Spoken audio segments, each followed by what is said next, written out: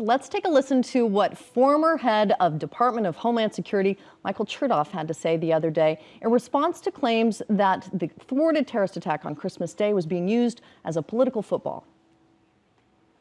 I don't think this ought to be a political issue. I didn't think it ought to be a political issue when we were in office. Unfortunately, some people made it a political issue. And I think, that both sides ought to remember that the enemy is in a cave somewhere in Waziristan. And that's where we ought to be focusing our discussion, not on, trying to score political points one way or the other. Welcome back. We're now joined by Politico's Jonathan Martin. J. Mart, thanks for being here. Teddy, happy holidays. Happy holidays to you, too. Just wanted to play off of Chertoff for just a moment. Do you think there's any chance that the Republicans are going to be able to get some traction off of the whole Christmas bomber incident? Or do you think they're ultimately going to have to win this thing on jobs and health care and domestic issues? I hate to say it depends upon the sort of unknown, but it does. Look, the fact is, if 2-3 months from now, there's not another terrorist attack or even an attempt at an attack, we're back to the same matrix. We're talking about unemployment. We're talking about health care. If more revelations come out about what we didn't know about this particular terrorist attack, or if there is something else that happens in the future, a copycat, then of course they'll still dominate the conversation. But we just don't know yet what's going to happen here in the weeks and months ahead. This could sort of die after a week, or we could hear more about it. We could have something else happen, and then of course it's front and center. I want to force you to take a little bit of the long view, Jonathan. Sure. We're eeping up on New Year's Eve, 2010 around the corner. Tis the season. This is when everyone in the media likes to do these big reviews. Because it's fun. We could go, do a little navel gazing. What did it all mean? Exactly. What were the best stories of my 2009? Right.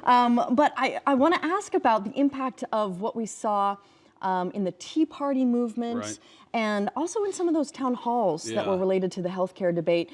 That was not a flash in the pan. That's my take on it. There is a sign that this could be something larger. What did you take away from that? What do we learn in the political landscape, how that might change? I think there is a sort of anti-Washington fervor that is really building out in the grassroots of this country. It's mostly on the right wing, but it's not just limited to conservatives. There's a sense that sort of Washington is out of touch, I think, with the rest of this country. I think you saw it start in the fall of 2008 when President Bush put TARP into place, and it's really just sort of built since then. It's snowballed since then. And was, I think, exacerbated by what happened with the autos and what happened with sort of further bailouts of the banks this past spring. And I think it's really going to be an important factor in next year's election. The question is, can the Republicans harness it for their own opportunity in trying to take back the House and the Senate, or will it get the best of them and actually split their party by driving a wedge between their moderate wing and some of these more purist sort of Tea Party types? May I follow up with you on that? Does that then mean, is the logical extension of that we could see a resurgence of an authentic independent political movement? Well, that's the other question as well as, do the Republicans even have a chance to harness it, or will these folks sort of stay outside the tent? And will this be sort of 1992 Ross Perot, Teddy, all over again, where you got, if not a person, at least a movement that is genuinely independent, sort of populist movement on the outside? Do they run their own candidates, for example? Is some Tea Party candidate or some third-party candidate from that movement going to have a shot to win a House seat somewhere? I mean, I think that's going to be what's fascinating to watch next year. What's certain is this is a movement that is still building strength. Now I want to ask you about a great piece that you have out today about the divide in the Democratic Party between liberals and moderates. We saw Bill Daley. He had a piece in the Washington Post last week saying that the party has to get back to the center, or it might risk losing control of Congress. So 2 questions for you. Yes, sir.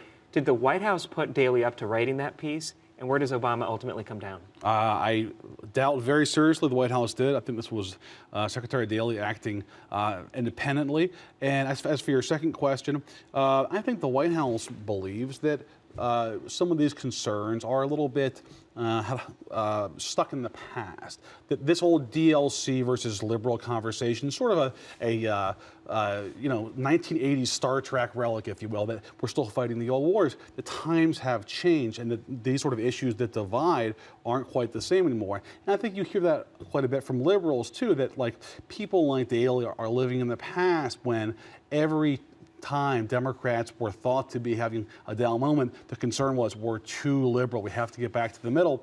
Those old rules just don't apply anymore, according to a lot of Democrats nowadays. But there's still that wing of the party. The Bill Daleys of the world still think you have to appeal to the moderate middle. Yeah, no, definitely.